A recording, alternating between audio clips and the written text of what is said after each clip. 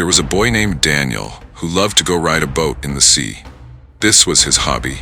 Today, grief for the same thing turns him into a woman, and he is living his life as a woman in the arms of a man named Williams. The rhythmic creak of wood against water had always been Daniel's solace. The vast, indifferent sea was his confidant, the boat his loyal steed. He'd spend hours lost in its embrace, the salt spray kissing his face, the horizon his only limit.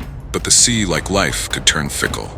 That day, the sky, once a serene blue, bruised into a menacing gray. The wind, a playful breeze moments before, became a raging beast. Rain lashed down, blurring the world, and a storm, sudden and unforgiving, tore at his small boat. Panic, cold and sharp, gripped him.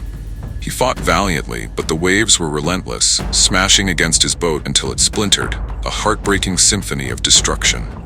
He saw the shoreline, a hazy promise in the storm's fury, and willed himself towards it.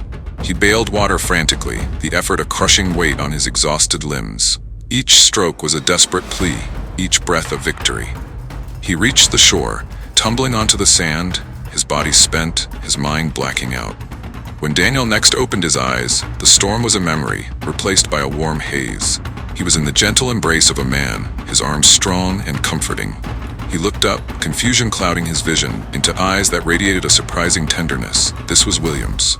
It felt strange. His own sensations felt different. He touched his face, his fingers tracing unfamiliar curves, the skin smooth and soft where it had once been angular and rough. Panic rose again, this time sharper and more disorienting. He tried to speak, his voice a soft, unfamiliar timbre. What happened? How could it happen? How I turned into girl? Williams smiled, a warm, genuine expression that eased some of her fear. You were washed ashore, my dear. The storm, it was a terrible one. I found you and, well, let's just say I helped you mend. He held her gaze, his own filled with an unreadable intensity. I used some old remedies, things I've always had. You are beautiful, Diana. Diana. The name felt foreign, yet it stirred something deep within her. She looked at her hands, and now they were small, delicate, unlike the calloused ones she remembered. Her body felt lighter, more graceful, everything feminine. She was no longer Daniel, the boy who sought refuge in the sea. She was Diana, a woman. How? She whispered, her voice barely audible. William's gaze held hers, his hand tracing the curve of her cheek, sending a shiver through her body. Let's just say fate brought you to me, Diana. And fate, along with a little magic, made you who you are now. You are my queen now, and I will cherish you.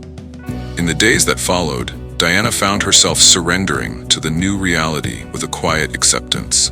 William's love was a warm, comforting blanket, wrapping her in a security she had never known. Daniel had wandered through life feeling like an outsider, his quiet sadness echoing in the vastness of the sea. He'd sought solace in solitude, but it had never filled the void within him. The love Williams offered, however, was different.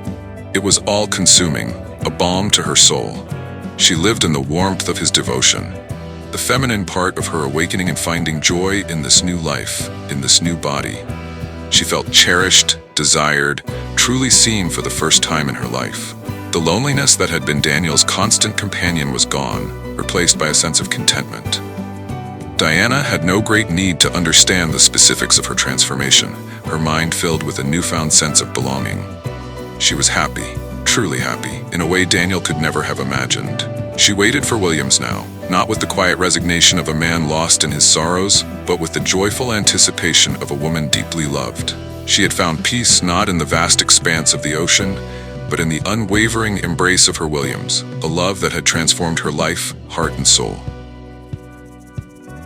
She was Diana, and she was finally home.